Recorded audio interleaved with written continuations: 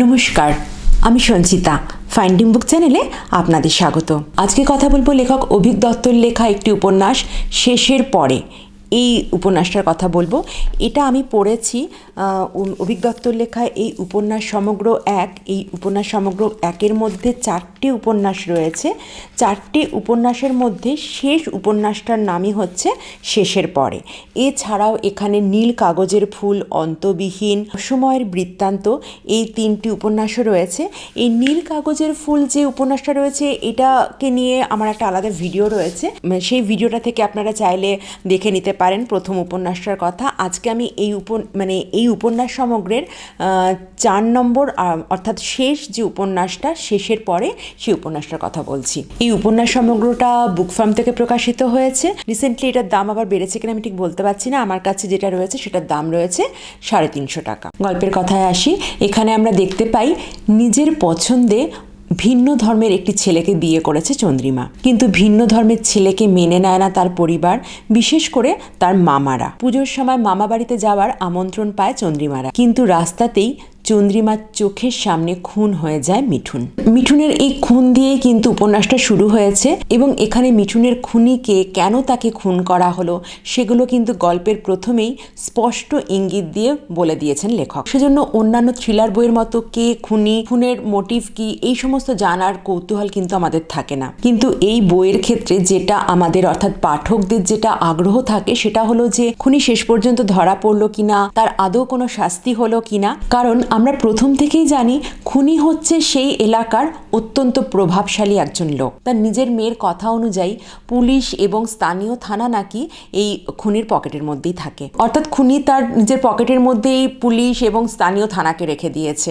এইরকম প্রভাবশালী যে ব্যক্তি, সেই ব্যক্তি কি আদৌ ধরা পড়লো বা তার কোনো শাস্তি হলো কিনা, সেটা অবশ্য আপনারা এই বইটা পড়লে জানতে পারবেন। আমি আর এই বিষয়ে খুব একটা বিশদে কিছু বলছি না। এখানে এই উপন্যাসটাকে কিন্তু আমরা শুধুমাত্র একটা থ্রিলার উপন্যাস বলে কিন্তু বলে দিতে পারি না। মানে শুধুমাত্র যে এখানে একটা খুন হচ্ছে এবং খুনিকে ধরা হচ্ছে বা কি হচ্ছে সেসব নয়। এখানে কিন্তু এই খুনের পাশাপাশি আমরা একটা সামাজিক গল্পও পাই। এখানে আমরা সান্যাল পরিবারের মানুষদের দেখতে পাই এবং তাদের পরিবারের গল্প জানতে পারি। আমরা এই সান্যাল পরিবারে এমন একজন মানুষকে দেখতে পাই, তিনি নিজের পরিবারকে তো নিজের ইচ্ছে মতো চালনা করেনি, তিনি পুরো সমাজকেই তাঁর ইচ্ছা মতো চালানোর চেষ্টা করেন। এই মানুষটি তার ক্ষমতার অপব্যবহার করতে করতে একসময় স্বৈরাচারীতে পরিণত হয়েছেন। তার কথা অনুযায়ী তার বাড়ির ছেলেরা বিবাহ বহির্ভূত সম্পর্কে জড়াতে পারে বা যে কোনো রকম যথেচ্ছাচার তারা করে বেড়াতে পারে, কিন্তু বাড়ির বউদেরকে কষ্ট করে সংসার করতে হবে। কিন্তু আবার তার নিজের মেয়ের ক্ষেত্রে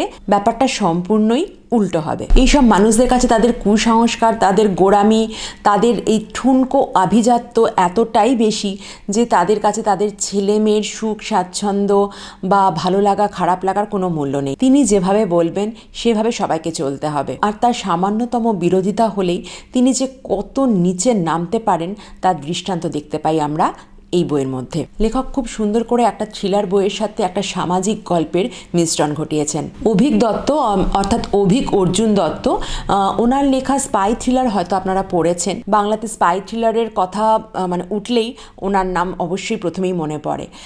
তো স্পাই থ্রিলারের পাশাপাশি ওনার লেখা অনেক রোমান্টিক বইও আমি পড়েছি, আপনারাও হয়তো পড়েছেন। কিন্তু এখানে এই উপন্যাসটা, এটা একটা যেহেতু একটা খুন বা এই ধরনের হচ্ছে, মানে খুনির শাস্তি পাওয়া বা ধরা পড়ার এইসব ব্যাপার রয়েছে, তো সেখানে একটা থ্রিলারের কাজ তো করছেই, তার সঙ্গে সঙ্গে একটা সামাজিক গল্প, একটা পরিবারের গল্প, পরিবারের অন্দরমহলের গল্প, সমস্ত কিছুকে মিশিয়ে এত সুন্দর করে লেখক এটা লিখেছেন। মানে একটা অন্যরকম মাত্রা এনে দিয়েছে এই গল্পটার ক্ষেত্রে, মানে এই উপন্যাসটার ক্ষেত্রে শেষের পরে। যদি আপনারা শেষের পরে এই উপন্যাসটা না পড়ে থাকেন, অভিক অর্জুন দত্তর লেখা, তাহলে কিন্তু অবশ্যই এটা পড়ে দেখতে পারেন। এটা বেশ অন্য ধরনের লেখা, আর ওনার লেখার স্টাইলও ভীষণ সুন্দর। ওনার লেখা যারা পড়েছেন তারা জানেন ওনার লেখার মানে বেশ একটা অন্যরকম ব্যাপার রয়েছে ওনার লেখার মধ্যে। আমি মানে ইদানিং ওনার লেখা বেশ পড়ছি আর কি। আমার কাছে যদিও ওই বইগুলো অনেক আগে থেকেই রয়েছে, কিন্তু তাও মানে আগে খুব একটা পড়া হয়নি, আমি এখন পড়ছি ওনার বইগুলো।